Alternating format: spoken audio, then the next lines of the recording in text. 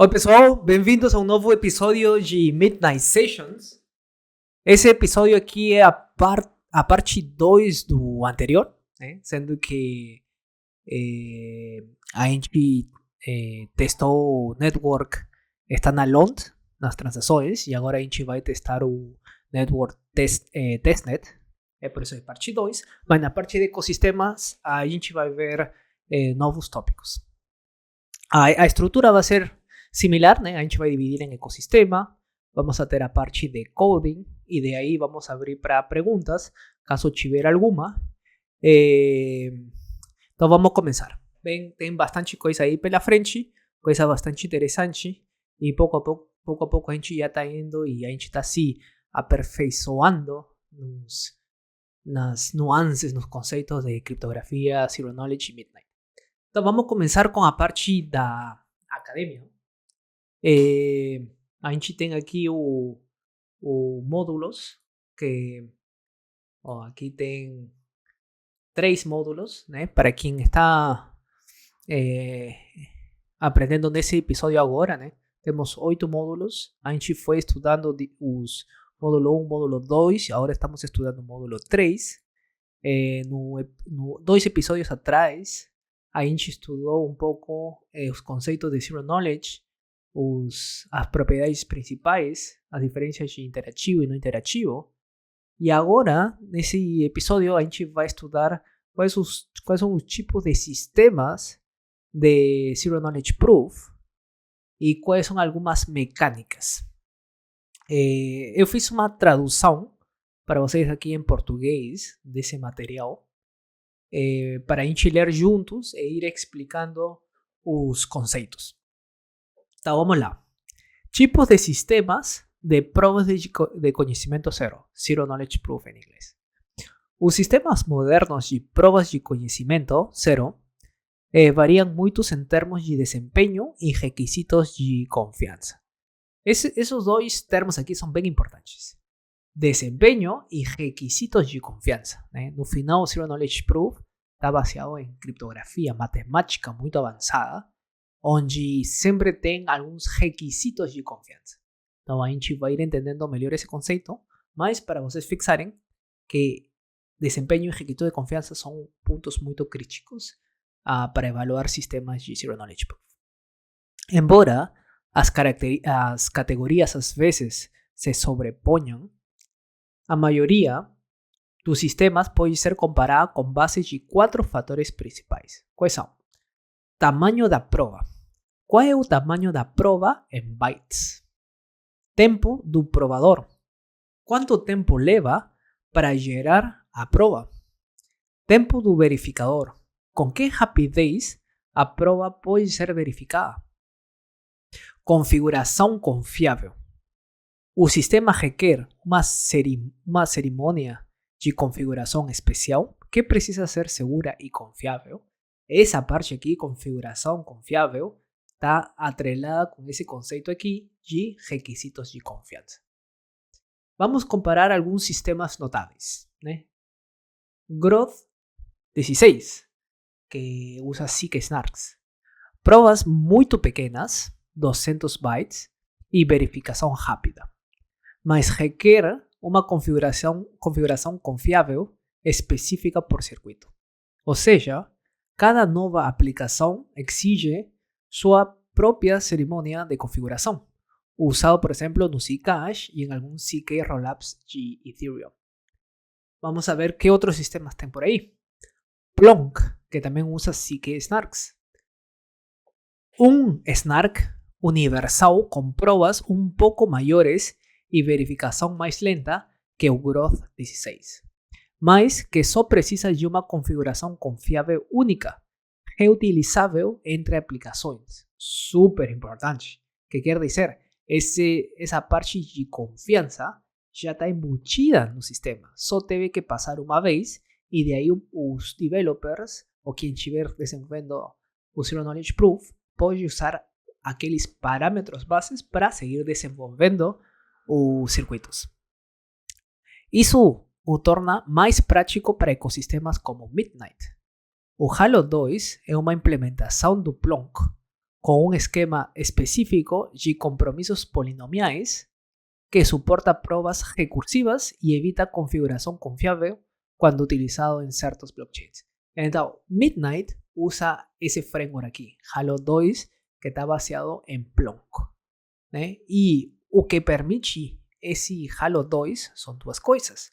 Uma, permite ter provas recursivas e permite usar aqueles parâmetros bases para seguir configurando outros circuitos. Então, super importante.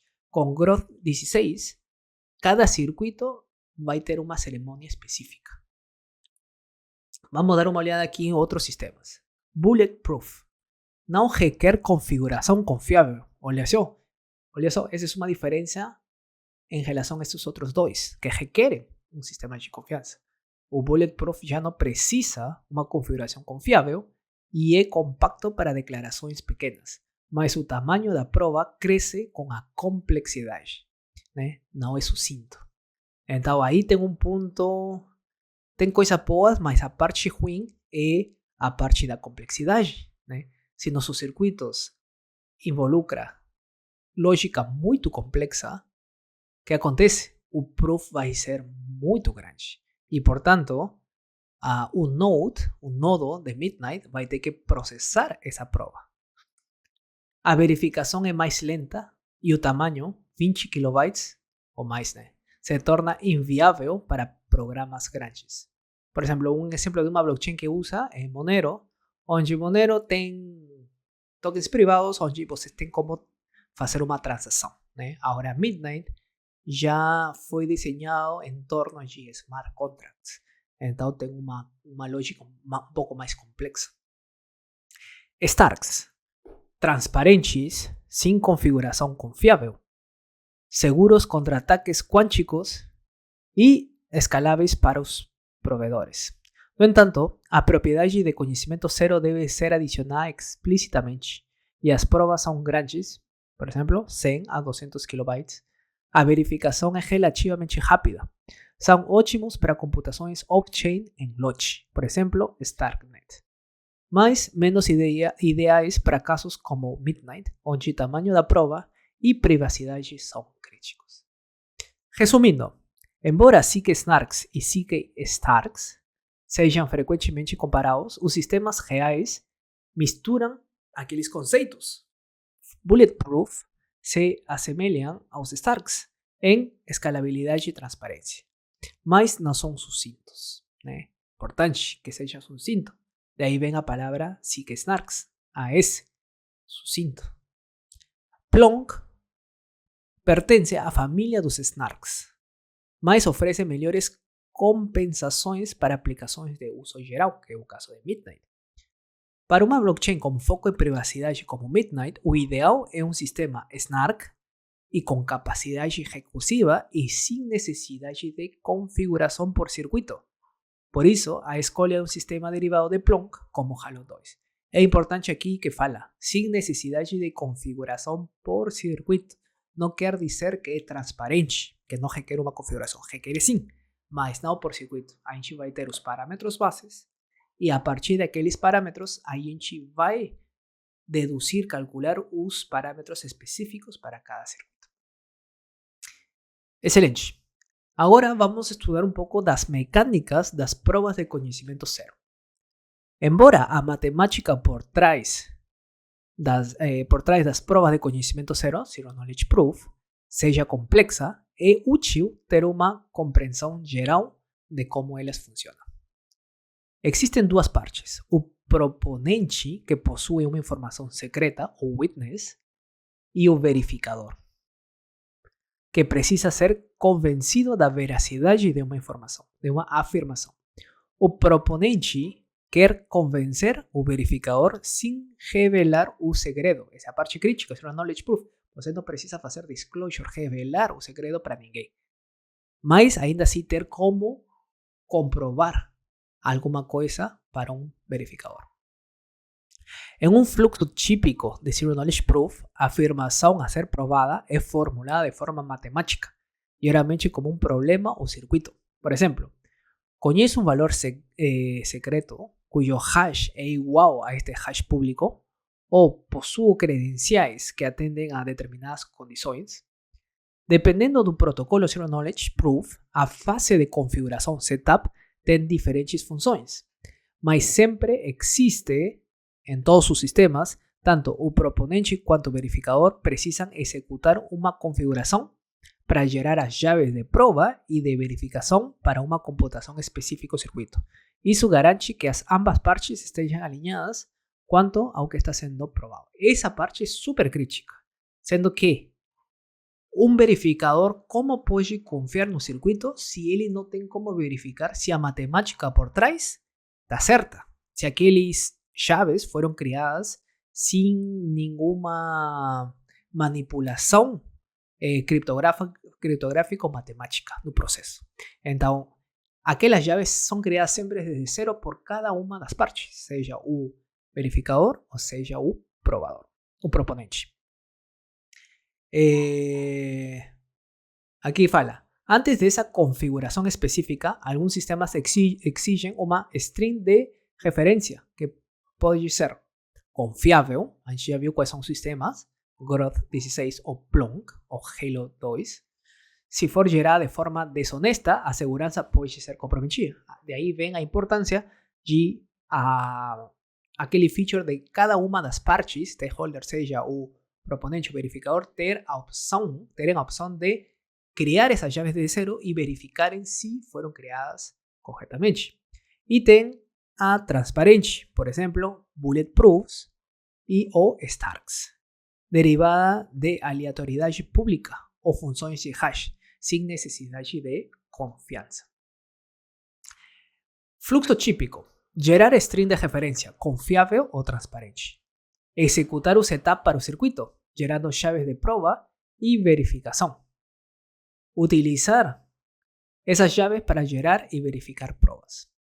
Essa distinção é crítica para a segurança. Os usuários devem estar cientes de que podem precisar executar ou validar a fase de configuração por conta própria, foi o que a gente estava falando, especialmente para garantir que a DApp com a qual interagem esteja rodando a lógica esperada, né?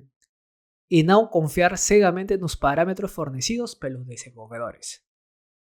Então é importante que o desenvolvedor pode criar parâmetros para que certas provas passem sin ter executado uma lógica que o usuário está esperando ser corroborada pela proof. É por isso importante todo for criado desde zero por ambos stakeholders, o prover e o verifier. O proponente usa o witness secreto e a chave de prova para gerar uma prova. Isso envolve cálculos criptográficos como operações com curvas elípticas, compromissos polinomiais, combinando o segredo com os parâmetros públicos para produzir uma prova concisa. Essa prova pode ter alguns centenas de bytes, mesmo que prove o conhecimento de um segredo grande ou complexo. Essa é a característica principal dos snarks.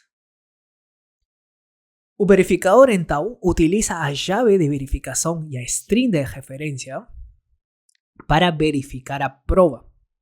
Se for válida, o verificador tem a garantia criptográfica de que a afirmação é verdadeira, ou seja, o proponente conhece um witness válido, com altíssimo grau de certeza. Se for inválida, significa que a afirmação é falsa ou que o proponente não conhece um segredo válido.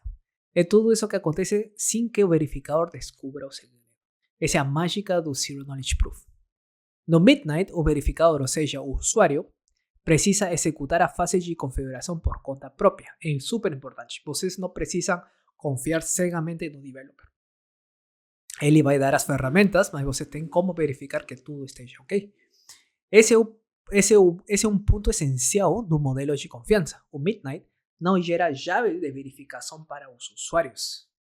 Ao rodar o setup, os usuários podem ter certeza de que a lógica de aplicação corresponde exatamente ao circuito esperado, evitando que dApps maliciosas escondam comportamentos ou provas opacas. Depois do setup, o proponente, uma dApp ou usuário, usa seu segredo e a chave de prova para gerar uma prova sucinta. Ela envía esa prova ao verificador, como a Heiji ou outro usuário, que verifica com a chave de verificação e o circuito de afirmação. O verificador pode confirmar a veracidade sem jamais saber o segredo. Excelente! Então, esses são conceitos super interessantes de Zero Knowledge Proof e como as partes podem confiar uma da outra.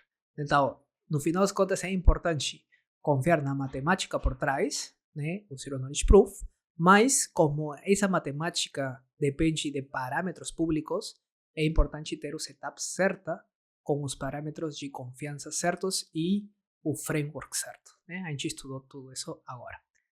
Perfeito. Agora, vamos dar uma olhada no que a gente tem na área de hackathons. Vamos entrar aqui nesse link. Então, a gente tem esse site aqui, onde o pessoal de Midnight agora está listando todos os hackathons que a gente tem disponíveis. Alguns de vocês, imagino que já estão cientes dos hackathons virtuais que está rodando aí. Antigamente, cada hackathon tinha uma duração de 1 mês. Agora, os hackathons virtuais vão ter uma duração de 2 meses. E o hackathon atual, o foco é Midnight Mini DApp Hackathon. Hackathons de dApps pequenas. Ele vai finalizar ainda em agosto 22, então tem bastante tempo para se inscrever e começar a desenvolver código ou uma aplicação para esse hackathon. Aqui tem as características desse hackathon. Um tema importante, e como o título fala, são mini dApps. Antigamente, os developers tentavam desenvolver aplicações super complexas e com bastante features, praticamente simulando uma aplicação final, num curto tempo, tipo 1 mês. Agora, ainda assim que foi expandido para 2 meses, o time de Midnight quer que os developers foquem em algum feature em específico, uma característica específica, uma solução a um problema específico, para assim vocês terem mais tempo e possam desenvolver características bem específicas ao problema que vocês querem e curtirem o processo. Então, por isso que agora estão focando assim como mini dApps. Né? Eu aconselho todo o pessoal que está entrando participarem nesses hackathons ou hackathons em gerais, porque são nesse momento onde as pessoas analisam os conhecimentos que elas têm nessa área de expertise, por exemplo, Midnight, fazer dApps, fazer contratos inteligentes. E se estiver faltando algum conhecimento, a comunidade está muito aberta para ajudar vocês. Tem diferentes canais onde vocês podem procurar ajuda. Por exemplo, tem Discord, agora tem um fórum, tem exemplos disponíveis em GitHub, tem códigos disponíveis em GitHub. Então, é um momento perfeito para entrar.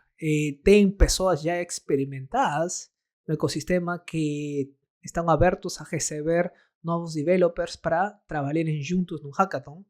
Por exemplo, na sessão passada, em espanhol, o developer John Santi, ele está aberto para receber colaboração de outros developers que estejam entrando novos no ecossistema, novos ou já experientes no ecossistema de Midnight. Então, assim como o John, tem outros. Então, não aguardem se sentirem especialistas, expertos na matéria. Não tem ninguém dessas características. O ecossistema de Midnight é muito novo, todo mundo está aprendendo junto. Então, vocês estão bem-vindos para participarem. E as portas estão abertas, a comunidade está aberta para ajudarem vocês. Então, isso em relação ao Midnight virtual. Mas, agora também estão listando os hackathons presenciais, in-person hackathons. O próximo hackathon presencial que vai acontecer em Buenos Aires, esse hackathon, a diferença do virtual hackathons que tem uma duração de 2 meses, esses hackathons são muito rápidos. Eles duram 1 dia ou 2 dias. Então, o processo é diferente, mas os benefícios são iguais de bons que o do hackathon virtual. Como o tempo do hackathon é 2 dias no presencial, o objetivo é bem diferente, né? Mais que aprender de zero e criar uma aplicação final, eu vejo mais como se fosse um processo de idealização, né?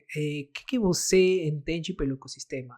Qual é uma solução que você gostaria ver? Criar um feature muito específico, um contrato muito específico que resolve essa problemática, né? E como tem muitos developers juntos desenvolvendo, você vai ter um maior grau de conectividade e networking nesse tipo de hackathon. Você vai ter como vivenciar, como convivir, como estar junto com esses developers para compartilharem experiências, conhecimentos e o aprendizado em geral, né? Então, assim, quem tiver oportunidade de ir nesse hackathon, eu recomendo totalmente. Ele vai ser em Buenos Aires, Argentina. Ele está focado para Argentina e Latinoamérica, porém, qualquer pessoa que estiver em qualquer lado do mundo está bem-vindo a ir na Argentina. O que não tenho certeza, se vocês clicam aqui, o material está em espanhol, então eu não tenho muita certeza se o evento vai ser hosteado em inglês, português, espanhol, mas ao parecer vai ser focado em espanhol. Mas qualquer dúvida, vocês podem contatar o Diego Mac e o August, eles são os organizadores do evento. Eles estão aqui, eles têm os contatos em Twitter, em X. Então, bom, podem contatar e fazer qualquer pergunta. Mas se vocês têm o tempo, os recursos para darem um pulo aqui nesse evento em Buenos Aires, eu recomendo 100%. Né?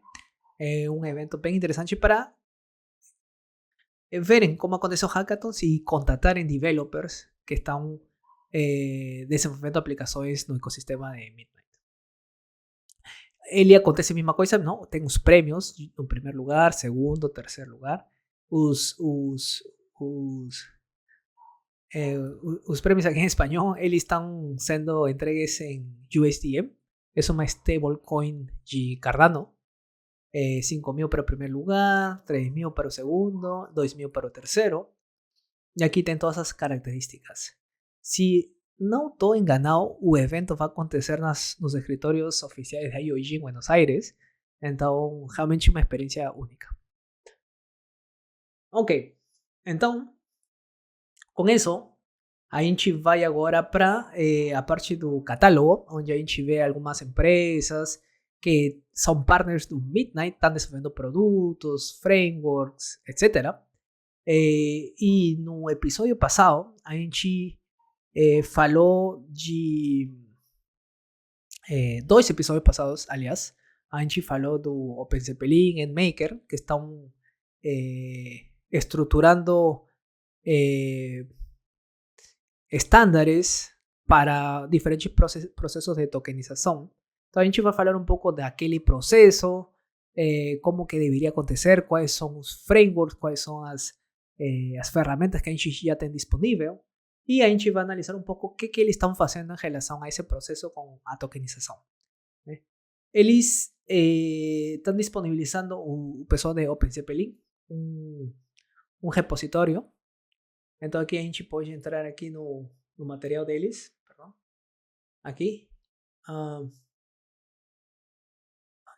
Aqui. Então aqui a gente tem o GitHub deles, né? Compact Contracts. Então a gente vai analisar como que está estruturado esse código, como que eles estão fazendo testing dos contratos inteligentes.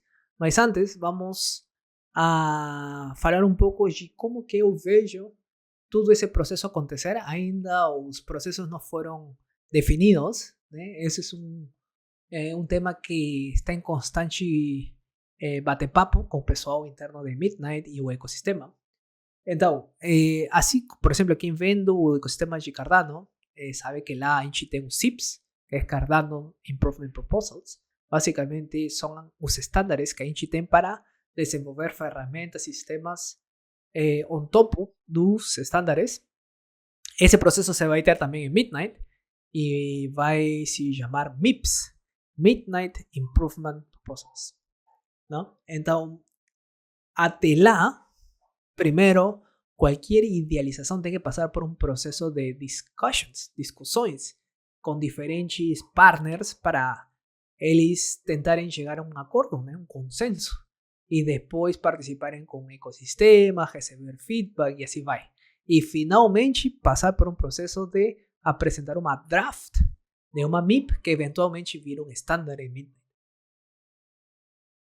Então, vamos dar uma olhada o que eles já têm, como que estão fazendo, e esse repositório aqui de OpenZeppelin é open source, então vocês podem ir aí no GitHub deles, darem uma olhada no código, criar alguma discussion, se acharem algum issue, colocarem aí no GitHub deles e trabalhem junto nessa fase de discussion. Então vamos lá, vamos entender como que está estruturado o código deles. A gente tem duas pastas aqui, Compact e Contracts. Nessa pasta Compact é basicamente boilerplate de como compilar os contratos que estarem definidos aqui nessa pasta Contracts. Então, por exemplo, nos contratos que a gente foi desenvolvendo até agora, que é o Contract, a compilação é basicamente um comando muito simples, que a gente pega um file com extensão Compact e o output a gente bota numa pasta específica. Então, isso aqui é a mesma coisa. Eles estão estandarizando para que os contratos que estejam dentro deste file, o output, após a compilação, sejam salvos num lugar específico. Mais nada. Então, é basicamente boilerplate e estão criando um framework para testar contratos. Ok. Então, agora vamos entrar num file contract para a gente ver o que eles estão desenvolvendo aqui. Então, a gente vê que basicamente tem 1, 2, 3, 6 tipos de contrato até agora desenvolvidos. Tem Access Control, tem Archive, Fungible Token, Multi-Token e Non-Fungible Token. A gente vai estudar todos eles para entender quais são as características de cada um desses modelos, mas a gente vai começar com o Fungible Token, né? Para quem não conhece esse termo, Fungible Tokens, é, por exemplo, outro tipo de tokens que não é Non-Fungible Token, né? Provavelmente as pessoas escutaram mais este Non-Fungible Tokens, ou NFTs, onde é um token que representa uma coisa única, por exemplo, uma casa, um apartamento. Já Fungible Tokens são itens fungíveis. Por exemplo, se eu tenho $1 e outra pessoa tem $1, esse dólar representa a mesma coisa. Então, a gente tem como trocar ele sem nenhum problema em termos de uniqueness. Tá, então a gente vai começar a estudar esse tipo de modelo, o Fungible Token. Mas depois, nos episódios futuros, a gente vai analisar todos esses outros modelos.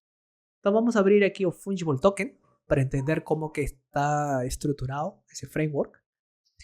A gente tem uma pasta Source e aqui dentro que a gente tem uma pasta Artifacts, uma pasta Test, uma pasta Witness e temos um file com extensão Compact, que é Fungible Tokens. Então, vamos abrir primeiro essa pasta para ver que coisa tem aí dentro. Fungible Token é um contrato em Compact, mas o que a gente vê aqui que ele começa com Module. Então, esse contrato com extensão .compact, na verdade, está definindo um módulo em Compact. O que a gente entende por módulo? Compact se sente muito como TypeScript. O que quer dizer isso? Assim como em TypeScript a gente tem funções, em Compact temos circuitos. Assim como em TypeScript temos bibliotecas, libraries, em Compact também temos esse conceito. Nesse caso são modules, onde a gente pode definir funções específicas e a gente tem como exportar e depois importar em outro file com extensão compact e reutilizar aquelas funções feitas por outro developer por vocês mesmos. Então, nesse caso, este file está funcionando como se fosse uma biblioteca, uma library. Então, a gente está chamando Fungible Token. Mas, então, onde que está nosso contrato? Vamos seguir abrindo essas outras pastas para entender. Que coisa temos em Artifacts? Se a gente entra em Artifacts, a gente tem duas pastas aqui, Fungible Token e Mock Fungible Tokens. E dentro delas, a gente tem os outputs do compiler, o compiler e o contract. Essas informações já são conhecidas por vocês, né? Então, isso aqui é basicamente o output do compiler. E por que estão sendo criadas nesses files em Artifacts?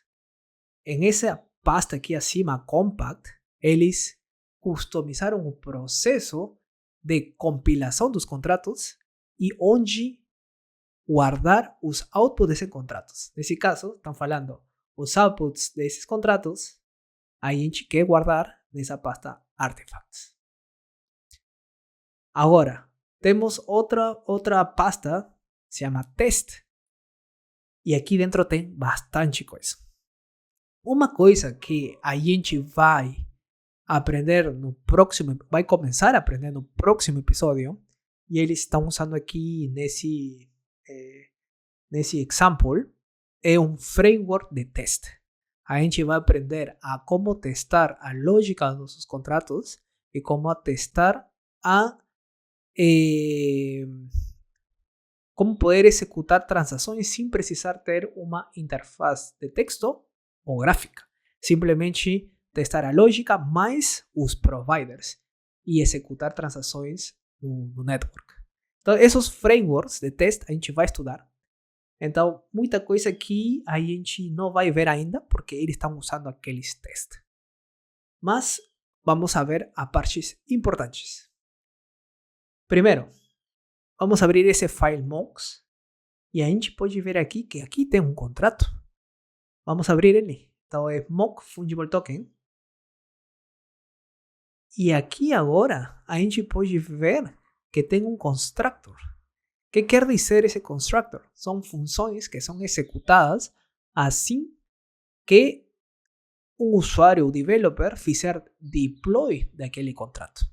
Então, já esse file.compact está sendo usado como a estruturação geral do nosso contrato. Já o outro file compact está sendo usado para criar um módulo, uma biblioteca. Então, vamos dar uma olhada aqui nesse file do contrato que tem um constructor. Aí a gente está importando Compact Standard Library. Esse é um módulo já criado pelo time de Midnight, com algumas funções e funcionalidades, e a gente importa aquelas funcionalidades com comando import compact standard library. E a gente está aqui importando outra coisa. Que coisa estamos importando? A gente está importando o módulo fungible token. Ah, interessante. Esse fungible token está vindo de dois files atrás que representa este file aqui. Então, esse é o file que eu tinha falado para vocês, o módulo Fungible Token. Todo que está aqui dentro desse módulo, o jeito de importar essas funcionalidades no contrato é usando aquele import e trazendo o módulo. Muito similar a TypeScript, do jeito de trazer bibliotecas de um file para outro. Excelente. Então, antes de estudar o que a gente tem aqui dentro desse contrato, vamos estudar o módulo, né? O Fungible Token. Então aqui temos um módulo. Então vamos a seguir lendo o código que está dentro desse módulo Fungible Token. Então a gente está importando novamente Compact Standard Libraries. Então aí tem um ponto interessante de novo. O módulo pode ser importado num contrato, mas um módulo pode ser importado num outro módulo.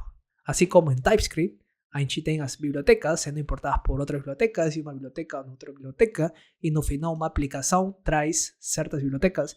Mesma coisa acontece aqui em Compact. Então, nesse módulo Fungible Token, a gente está importando o módulo Compact Standard Library. E a gente está importando outros dois módulos. Quais são? O módulo Initializable e o módulo Utils. Onde estão esses outros dois módulos? Eles já vêm de um file utils. Então, se a gente for olhar aqui embaixo, a gente pode ver que temos aqui a pasta utils. Então, se a gente for abrir aqui em utils, vamos ver que temos 3 contratos, 3 files com extensão compact que representam 3 módulos. O módulo Initializable vem Initializable e o módulo Utils vem do módulo Utils. Vamos estudar primeiro, então, que coisa tem dentro do módulo Initializable. Vamos abrir. Então, nesse módulo Initializable, estamos chamando Module Initializable. Aqui acima estamos chamando esse Pragma Language Version. Isso quer dizer que a gente está usando a versão de Compact, versão 15, a última é a versão 16. Então, eu sei que no futuro o OpenCPLink vai atualizar os contratos com a última versão de Compact, que é a 0.16. Então, aqui temos Module Initializable. Novamente, estamos importando outro módulo dentro daquele módulo Initializable. Compact Standard Library. E agora sim, vamos a definir uma variável que está na ledger de tipo Boolean. Então, como se declara isso? IsInitializable, esse é o nome da variável, vai estar na ledger e vai ser de tipo Boolean. Excelente. E aqui embaixo vamos a declarar alguns circuitos. Esse circuito são funções em type, você pode assimilar funções em TypeScript. Temos um circuito que a gente vai chamar de initialize. Não vamos passar argumentos, o output é vazio. E o que ele vai fazer? Vai executar uma função assert not initialized. Onde está aquela função? Mas antes de ver a função, vocês já têm como ver aqui que o circuito initialize está executando outra função, que é outro circuito. Portanto, assim como módulos podem ser importados em Compact, também em termos de funções, funciona igual que TypeScript. Uma função pode ser importada, pode ser executada dentro de outra função. Então vamos a procurar essa função, assert not initialized. Se a gente desce, aqui está a função, que no final das contas é um circuito. O que faz essa função? Basicamente a gente está executando o assert, que verifica que essa condição seja verdadeira. Caso contrário, ele falha emitindo essa mensagem aqui. Então a gente vai corroborar se não for isInitialized. Que coisa é isInitialized? É aquela variável que está na ledger de tipo Boolean. Então a gente simplesmente está verificando se é que não foi feito initialized. Excelente. Então, se não executamos essa função e se não foi feito, o que vamos a fazer? Vamos a trocar o valor do isInitialize, que é de tipo Boolean, e a gente vai botar um true. Qual é a outra função? Assert initialized. O que vai fazer essa função? Novamente, a gente vai verificar se isInitialized, que é a variável, um booleano, se for verdadeiro, passa, e se não, a gente emite essa mensagem. Então, o que a gente viu aqui, basicamente, temos uma variável global e a gente tem como acessar os valores ou trocar. É um toggle público, vamos supor assim. Então, esse módulo initializable é basicamente uma variável que pode ser true ou false e a gente pode trocar aqueles valores. Super simples. A gente fez nossa primeira biblioteca em Compact. Agora, vamos a voltar aqui no módulo Fungible Token e a gente vai ver agora esse outro módulo aqui, Utils. Então vamos abrir esse módulo Utils. E excelente, novamente temos o Pragma Language Version. Isso quer dizer que estamos usando a versão da linguagem de Compact número 15, 0.15. E o módulo estamos definindo com o nome Utils. A gente importa o módulo Compact Standard Library e agora a gente começa a declarar circuitos. Agora, aqui a gente vê uma coisa interessante. Esse circuito tem um pure na frente. O que significa esse pure? É puro em português. Então, quando um circuito é puro e quando não é puro? A gente falou que as variáveis podem estar na ledger ou podem ser declaradas como witness. Se um circuito usa alguma desses tipos de variáveis, ledger ou witness, é um circuito que não é puro. Para um circuito ser puro, tem que usar variáveis que não sejam ledger ou sejam witness. Então, vamos a confirmar se realmente este circuito é puro. O nome desse circuito é Key or Address Zero, onde a gente está passando um argumento que é de tipo either. ¿No? Normalmente esse tipo está disponibilizado por o Compact Standard Library. É um either, pode ser um CSWAP public key ou pode ser um contract address. E o resultado é um booleano. Então, basicamente, essa função vai me falar se esse key ou address é tipo coin public key ou é um contract address. Como que a gente vai saber isso? Para isso, a gente vai executar uma função que se chama isContractAddress e vamos a passar o argumento. Então, vamos a ver o que faz essa função. Se a gente desce, você pode ver que essa função é um circuito e é puro também. Então, vamos dar uma olhada. A gente está passando o key or address e, basicamente, estamos executando um método desse tipo either se for left. Então, basicamente, estamos passando o argumento. Se for left, significa que no es key, significa, aquí estamos preguntando si es contract address, ¿no? ¿Qué es este contract address? Si for left, significa que es coin public key. Por tanto, no es left.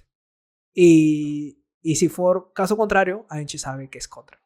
Entonces, ese método aquí es súper simple para saber si a gente está a la izquierda o a gente está a la derecha, que significa que si a gente for o key address for um CSWAP com public key ou for um contract address.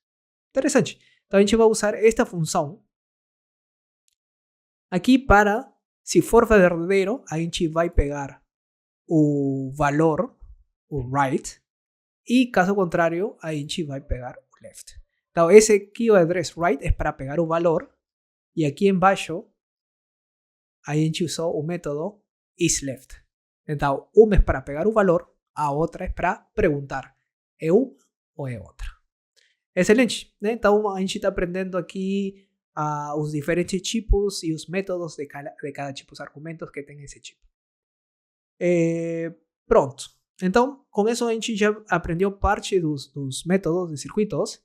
Na próxima sessão a gente vai continuar estudando os outros circuitos desse module utils para eventualmente conectar já no módulo principal que é Fungible Token e como ele se conecta no contrato dos Fungible Tokens. Não? Então tem bastante coisa para frente, a gente vai ir estudando pouco a pouco. A ideia é ir dando uma pincelada de conceitos novos de Compact para que depois no final a gente possa fazer contratos por nós mesmos. Agora vamos a continuar com o repositório que a gente estava vendo dos tokens e aí a gente vai fazer a transação agora com o Network Testnet. Então, para isso, vamos abrir aqui o novo repositório que é Midnight Starter Template e vocês têm que conferir que tenham um Docker aberto. Então, simplesmente botando docker/version, aí vocês podem confirmar que tem o Docker. Né? A gente tem o Docker. Então, agora vamos ir na pasta do Counter CLI. Vamos a abrir o package.json e aqui vamos a dar uma olhada quais são os diferentes scripts que podemos executar nossa lógica. O episódio passado a gente usou o script standalone, onde a gente fez uma transação usando instâncias próprias, a gente fez deploy usando Docker. Agora, o que a gente quer testar é o mesmo contrato, mas fazendo transações no Network Testnet. Para isso, a gente vai usar esse script, testnet remote ps, onde a gente vai usar deployments feitos pelo time de Midnight, o Node e o indexador estão lá no cloud, e a gente vai fazer spin-up, esse deployment, localmente de uma instância que é o Proof Server. Então vamos lá, vamos a ejecutar ese testnet remote PS. Confirman que están aquí dentro de ese path counter CLI. Y aquí dentro ustedes van a ejecutar npm run testnet remote PS. Entonces a gente ejecuta ese comando. Lo que va a acontecer es que no proof server, ustedes ven que se creó esa instancia. Y si a gente for entrar aquí, a gente só tem a instancia do proof server. No episodio pasado, cuando a gente fez o test con standalone, a gente inicializó 3 instancias: un node, un indexador y un proof server. En ese caso, só proof server, porque aquellas otras 2 instancias están siendo hosteadas pelo time de Midnight, lá na nuvem. Perfeito, então aqui a gente tem o proof server. Se a gente for entrar para visualizar os files, aquí en files, así como no episodio pasado que a gente visualizó qué cosa a gente tem como files dentro do Docker do proof server. A gente entra aqui no cache, a gente tem uma pasta Midnight, onde a gente vê que temos os parâmetros CKs disponíveis. E dentro temos uns parâmetros e outros parâmetros CSwap.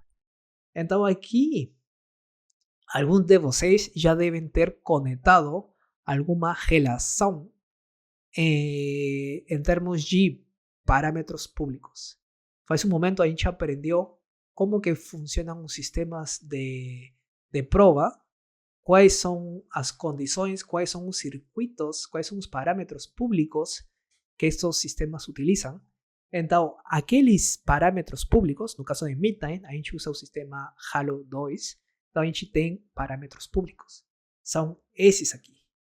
A partir desses parâmetros, a gente vai calcular os parâmetros específicos para cada um dos circuitos. Para o caso de CSwap, a gente já tem parâmetros específicos, sendo que já é uma implementação específica, CSwap. Portanto, a gente tem os CKIRs, temos os provers, os verifiers, para o tipo output, para o tipo spend e para o tipo sign. Excelente. Então a gente aqui verificou os parâmetros. Então agora, se a gente for voltar aqui na nossa aplicação, na TUI, uma vez que a gente executou esse comando, eles nos dão estas opções aqui. A gente pode construir uma carteira desde zero, ou a gente pode construir uma carteira a partir de uma seed phrase. Nesse caso, vamos a escolher a opção número 1, construir uma carteira desde zero. Então, a gente vai escolher a opção número 1.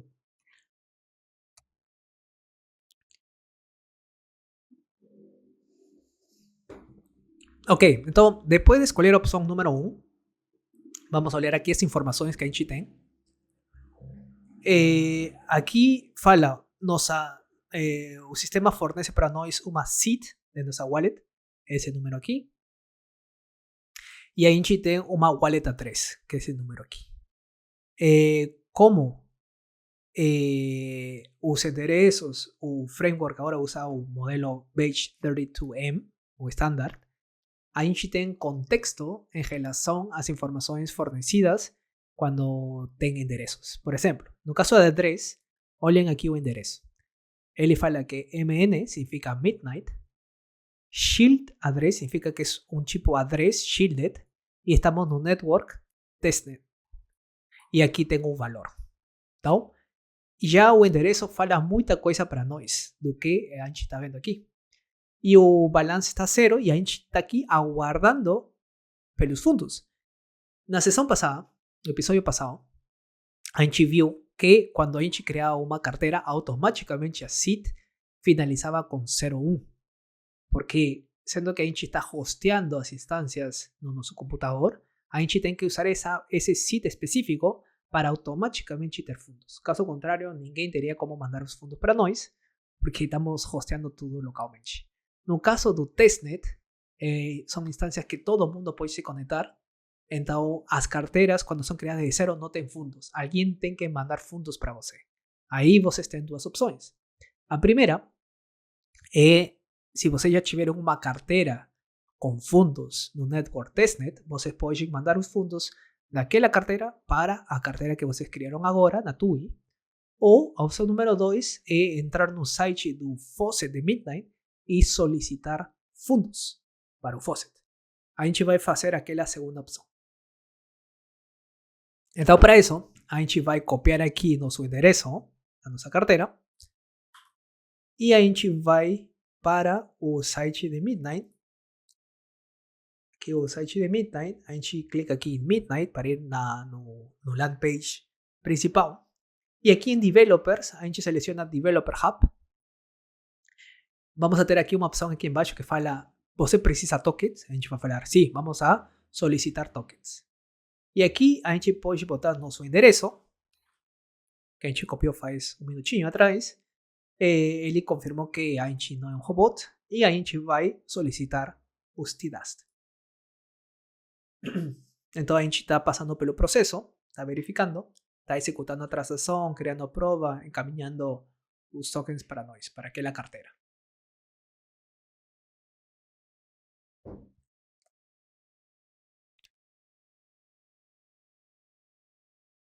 Perfeito. Então a transação foi executada com sucesso. Aqui aparece o Transaction ID.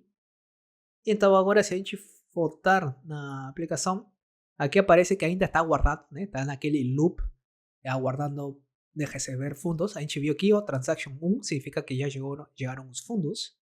Então vamos aguardar um pouco aqui para obter o resultado. Está sincronizando.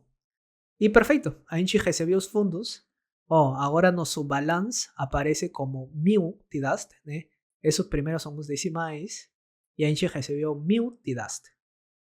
A gente recebeu nesse endereço, a gente vê que tem contextos endereços, porque estamos usando o Framework Page 32, estándar.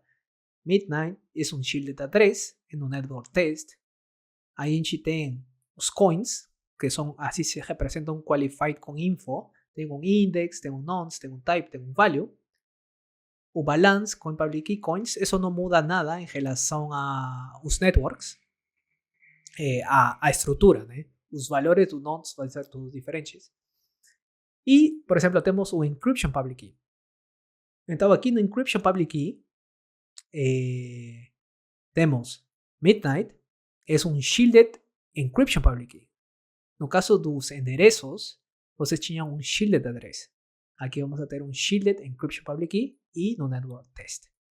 No futuro, esses shields, a gente vai ter a opção também de unshielded. Por exemplo, aqui nos addresses, temos um shielded address, a gente vai ter unshielded addresses. Esse feature ainda não está disponível, mas vai ter no futuro. Então temos o encryption public key, aqui o encryption public key, e se é coin public key, aparece como coin public key. A ver, temos os nullifiers, a gente tinha visto isso no episódio passado. Pending coins e a carteira está sincronizada. Perfeito. Então, até lá, tudo bem, a gente recebeu fundos e a gente está no network test. Agora, temos a opção de fazer deploy de um contrato ou nos juntar um contrato. Aqui tem uma grande diferença em relação ao testnet undeployed, é que, como a gente está usando um network que todo mundo tem acesso, se eu for fazer um deploy de um contrato, outras pessoas têm como executar circuito nesse contrato. E se alguém de vocês, por exemplo, fez um contrato, se vocês passarem para mim o endereço daquele contrato, eu posso me juntar. Bom, nesse caso, o que a gente vai fazer é criar um contrato desde zero. Então a gente vai fazer deploy um novo contrato. A gente vai escolher a opção número 1. Então aqui vai acontecer a mesma coisa que a gente viu no episódio passado. Quando a gente solicita executar um circuito, que nesse caso vamos fazer deploy, você vai executar a função construct. O que acontece aqui no proof server, se a gente for aqui nos logs, podemos ver que a interface solicitou a geração de uma proof e o proof server gerou aquela proof e demorou 12.9 segundos em gerar aquela proof. Aquela proof vai ser encaminhada no node, vai ser verificada, o state vai ser atualizado, o indexador vai se atualizar e nossa TUI finalmente vai ser atualizada também. Quando isso acontecer, a gente vai receber essa resposta aqui. Nosso contrato já foi feito deploy e o contrato é esse número aqui. Com esse número, qualquer pessoa pode se juntar a esse contrato e executar os circuitos especificados dentro desse contrato. Então aqui embaixo lista quais são as ações que a gente pode fazer nesse contrato. A gente aqui é um contrato muito simples, então só podemos fazer um circuito que é incrementar o valor do counter. Ou a gente pode visualizar o state daquele valor do counter. Vamos a primeiro visualizar o state. O que a gente vai fazer aqui é falar com o indexador e pedir o state do valor atual desse counter. Então, se a gente escolhe a opção número 2, a gente vê que o valor da ledger é igual a 0. Então, esse é o valor inicial.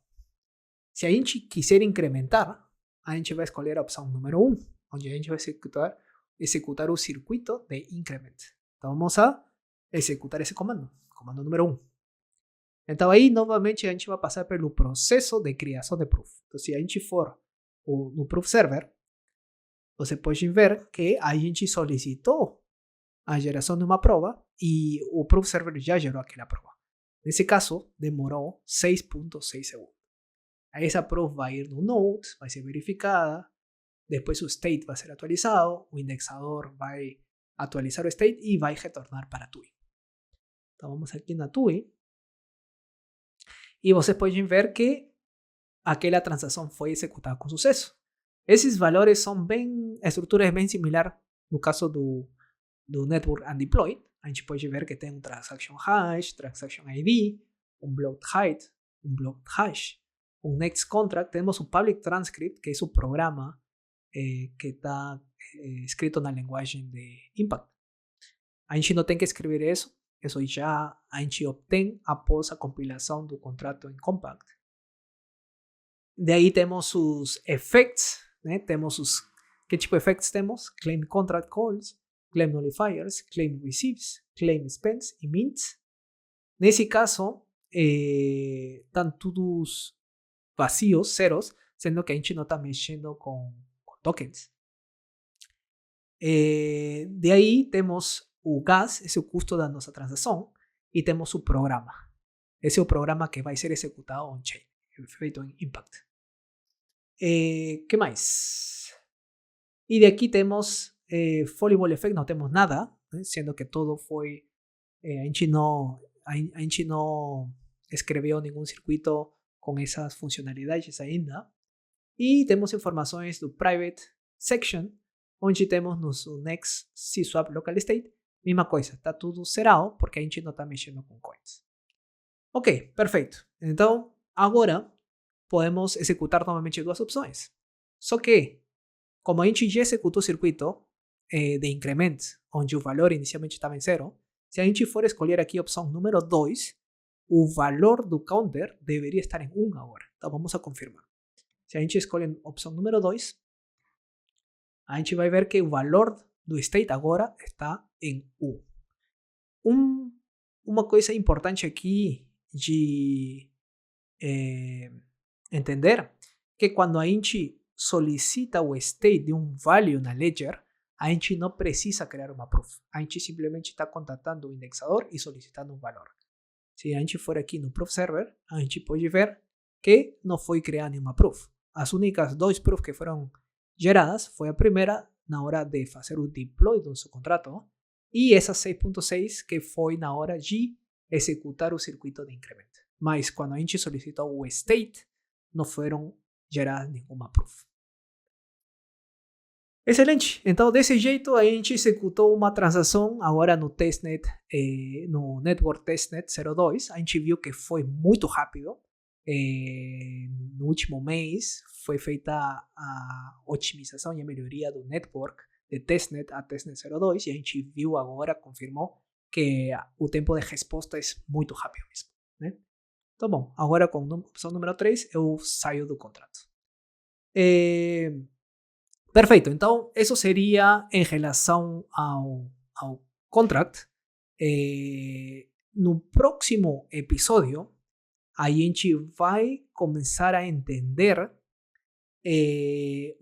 alguns frameworks para fazer testing, né? No caso de OpenZeppelin, a gente está estudando o framework que eles estão usando e eu tinha comentado para vocês que eles estão usando um framework de testing.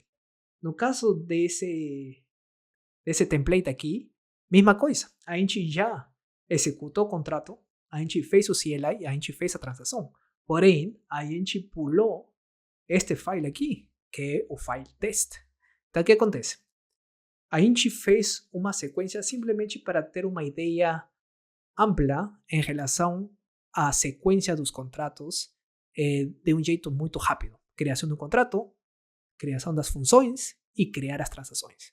Porém, existe uma sequência recomendada na hora de fazer contratos. Primeiro, você faz um contrato e querem testar se a lógica do contrato está ok. De aí, assim que vocês forem fazendo as funções, vocês querem ir testando as funcionalidades e só no final fazer uma interface, seja de texto ou gráfica, para os usuários interatuarem com os contratos. Então aí vem os frameworks de testing. Então, no caso, no próximo episódio a gente vai começar a entender este file aqui, test, onde a gente vai ter como confirmar se a lógica implementada no contrato de counter está certa, sem precisar ainda criar todas aquelas funções que se comunicam com os providers e criar uma transação com um proof, né? A gente pode criar frameworks só para testar a lógica e depois a gente também vai estudar frameworks para testar a lógica mais os providers. Então isso a gente vai começar a fazer no próximo episódio e continuar estudando os modelos de tokenização. A gente se vê a próxima semana. Até lá. Tchau, tchau.